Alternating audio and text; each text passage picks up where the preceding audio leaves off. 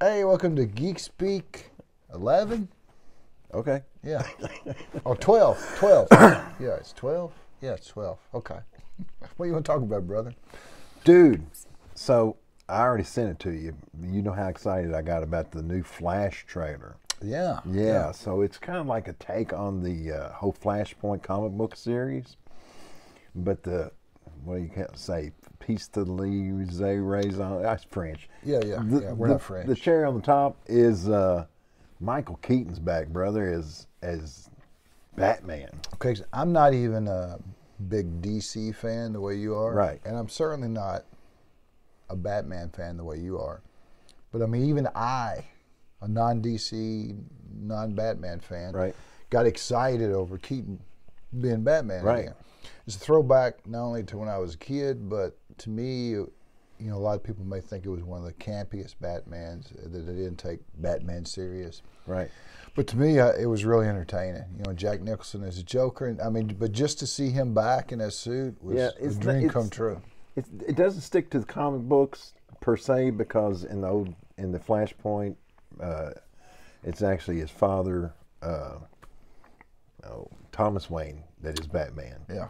So I don't think they're going to make him play Thomas Wayne, but it is so cool to see that there is going to be two Batmans. Mm-hmm. I don't think they're going to bring in Cavill. I think that would be an awesome They should. Easter egg. Yeah. Because there's two Flashes, two Batmans. What I'm hoping, and this would be freaking awesome. And look, I'm gonna go back to my alternate universe. Wait a second, let me show you this. Wait a second. There we go. We're gonna go back to old Rob. Let me drop my mic. I thought every Rob was old Rob. Shut up. So anyway, how cool would it be?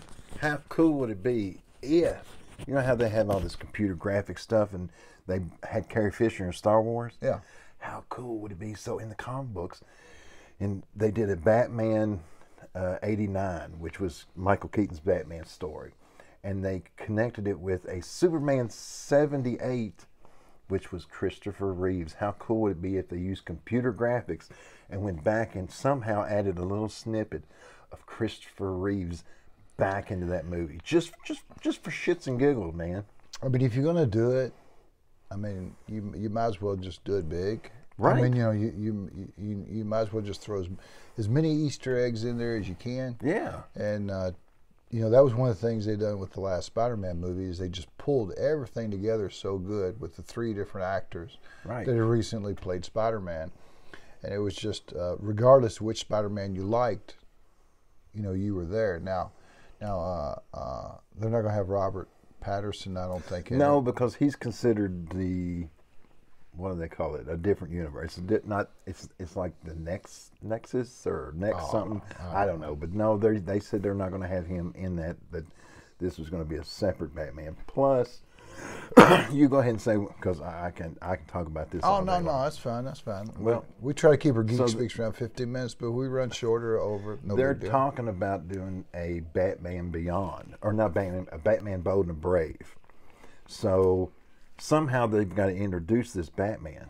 So maybe they could sneak him into this, because this is going to be a Batman that's going to introduce more of the Bat family. They're also going to introduce people like. I mean, I would go see a Michael Keaton straight up Batman film. Right. And to be honest with you, when I go see this movie, and I will, it's only for Michael Keaton. I could care less about Flash. Yeah, well, or his storyline. It's a means to an end. You know, I want my Michael Keaton Batman. If I gotta see that messed up guy that's playing the Flash, then by all means I'll do that. But then I think most people are doing it. I mean, when you hear anybody talk about that movie, they're like, "Oh man, a Flash movie." Michael Keaton. They're all like, Keaton, "No, Michael right? Keaton is Batman." So I mean, imagine if you had 2 hours of Michael Keaton as Batman. But anyway, I digress. So. Have you seen Tales of the Jedi, which is new Disney Plus little mini series. It only had like 6 issues or 6 episodes. That ain't the ones that was animated. Yeah, the animated Asian like stuff? no, it wasn't Visions. It was Okay, animated no, I like haven't. Clone Wars. And it Or was maybe just- I have. Is that where they introduced that new little toy robot and they had? No. Okay, No, then no. no, I haven't. No, Sorry. it covered like Dooku when he was younger, and Ahsoka Lord, when she no. was a Yeah, I baby, hadn't and her seen those. mother, and had a young Qui-Gon in it, and so of course Dave Filoni was over those, and I mean if George Lucas had a Padawan, it would be Dave Filoni, Okay. and you know, and they were just as good as the Clone Wars, and just crafted as well, and there's like 6 little short. I think they were half-hour episodes, but I really enjoyed them. A lot of people have a lot of distaste for modern Star Wars, Yeah. and they've gone beyond the hatred. A lot of people have, and they've got to apathy, which apathy is you just don't care about it at all. And I'll talk more about that in a minute. What else you want to talk about? Okay. So what's his name? James Gunn. Yeah.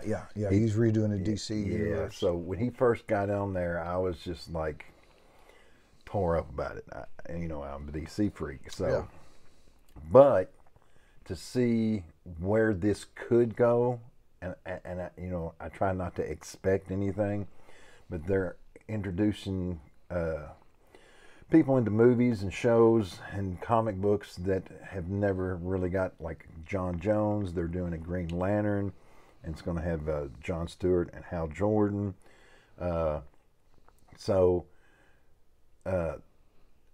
They're also thinking about doing a Constantine, and this Flashpoint I think is going to affect all these movies, just like the Flashpoint or Flash movie. It'd be a Flashpoint. reset point. It's a reset point. Yeah, right. So they're resetting the universe, and so now they're talking about doing Keanu Reeves going to do Constantine. And But you've done one before, so it'll be right. a sequel, So yeah. I'm wondering if that's going to introduce him into the DCU, and are they going to have like an old character like the guy that played Constantine from the television series in it as well? Or because they're going to do a Zatanna movie, and they can connect.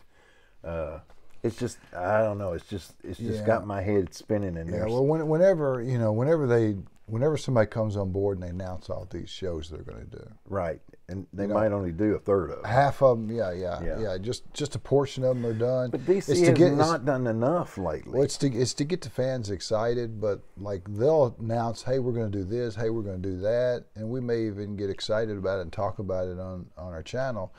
But then it never comes to fruition. You know, I mean, it never happens. But, Well, that's life. but anyway, back to my apathy on Star Wars. Okay. So a lot of people have just quit Disney Plus because of their forced politics into a lot of their shows. They lost 250 million subscribers the last quarter. Dang. And so they're in trouble. And so and a lot of people just aren't watching their new shows. So, people would watch it and they love it and hate it. Well, now a lot of people just have apathy and they don't care either way. And so the bad thing about that is they come out with a show called Andor. Okay. And it's following a character called Cassian Andor. And he was introduced into the Rogue One movie, which as far as the movies go that Disney has produced, I liked Rogue One and I liked The Force Awakens. Now the rest of the sequel trilogy was horrible, which means I can't enjoy The Force Awakens. But as far as series goes, Mandalorian's good, but Andor was even better than Mandalorian. Huh. I mean, you're taking a character that I know very little about and don't care about at all, but it's the writing that's so good and the actors did so good. So it's a lot like, I don't care about motorcycle gangs, but Sons of Anarchy is a fantastic show. I don't care about cooking crystal meth, but Breaking Bad is an awesome show. Right. So if you got a well-written show, it really doesn't matter what your subject matter is. Somebody can tune into it and really enjoy it. And that's the way Andor is. I mean, and it's sci-fi at its best makes a political statement. And so what they're saying in Andor, they're showing how oppression. That's your opinion. Well, I mean, you do it in a way without beating you over the head. Right. So, like Andor talks about oppression. It talks about government overreach.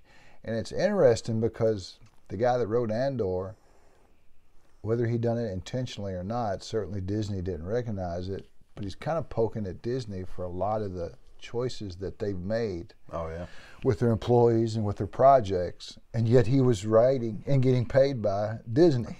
So it's like, you know, he's kind of making fun of them in a way, but Andor's fantastic. I mean, the acting is so good, and if you're not watching it because you're just fed up to here with Disney Star Wars, I mean, if it's good, it's good. If it's bad, it's bad. And Andor, I'd say on a scale from 1 to 10, I give it a 9. Oh, that's pretty. The only reason I wouldn't give it a 10 is it ended somewhat on a cliffhanger, and I don't like that, because you can still have another season, but wrap up the first season, and then continue on your second season. In today's world, especially in the financial situation everybody finds themselves in, especially Disney, the desire to make another season and the ability to make another season might not be possible. Right. Something could happen to an actor, or they could just shut down a portion of that division, and they've got a lower budget.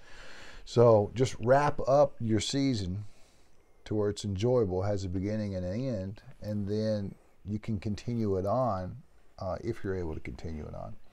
So I'm not a big fan of cliffhangers. So what else you got, brother? There was something, and it slipped my mind. I got so excited about DC. DC! I can't think of it right offhand. You want me to talk some more? Yeah, go ahead. Yeah, that's so hard for you to do. Yeah, right. That was tough. I'm the son of Brenda Cinnamon. So anyway, but yeah, the Bad Batch. Which, okay, you had Dave Filoni. He come out with the Clone Wars animated series, and then he come out with Rebels. And then after Rebels, you know, we talked about the Tales of the Jedi. He did that, but he started a thing called the Bad Batch, and it's enjoyable, and a lot of characters crossing over between the different series that he has, and but it's as good as the Clone Wars. The Clone Wars was a good cartoon. It's a little overrated. Mm-hmm. For me personally, you know, some episodes were great, some episodes were meh, you know.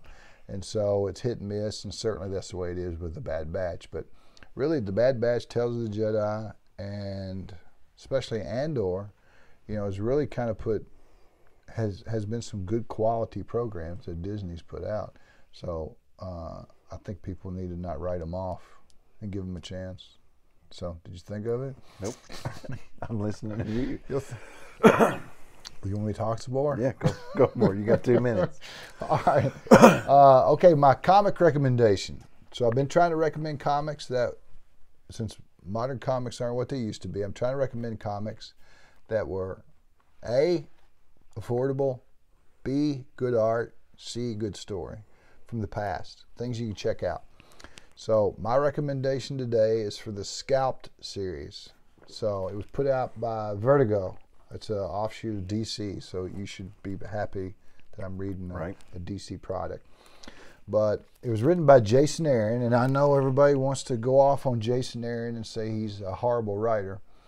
And when it comes to writing superheroes, Jason Aaron is a horrible writer. He's pretty much ruined Thor and ruined the Punisher. And you should read it. Ruined the Avengers. But when Jason isn't, and I know the comic book community can't stand him now, especially Marvel fans, but when it comes to writing non-superhero characters, he does fantastic. He does great. Everybody's got their strengths, everybody's got their weaknesses. So Scalped is a story. It runs 60 issues. Come out back in 2007. And 58 of the issues are really affordable. Okay. You know, which I mean like $5 or less, $5, $4, $3. You can pick them up. You might even be able to find them in a dollar bin. Issue 1 and 2, like 2, $7, and 1, if you try to find a raw copy like this, you can probably get it for $30. Everybody wants to seal it in plastic and sell it to you for $50. But if you look, you can find one for $30. But it's like The Sopranos, but on an Indian reservation. So it's like mobsters. Did it have a better ending? Yes, much better. Okay. So it's like mobsters. It's like mobsters, and it's set in the Lakota reservation. Do I gotta stop talking now? It's set in the Your pacemaker's going off, man. It's set in the Prairie Rose Reservation, which has the Lakota Indians in it. So anyway, yeah, definitely check that out. The art in it's done by an R.M. Guerra. He does probably 3/4 of the issues, if not more. His art's fantastic. So you got great story. It's a great story from beginning to end. Definitely mature content. So this isn't something you want to buy for a preteen. You want to be an adult to read it. So does anybody get scalped? Yes, yeah. Actually, there is some scalping in the comic that's called Scalped. Okay. It's really not that ironic. It would be if they didn't. Yeah, right. But I mean, it's really, really, really well written. So I've always liked that portion of history, Native American history, and I've always found that interesting. And so definitely check it out. So, are you done? I'm done. All right, I think we're done.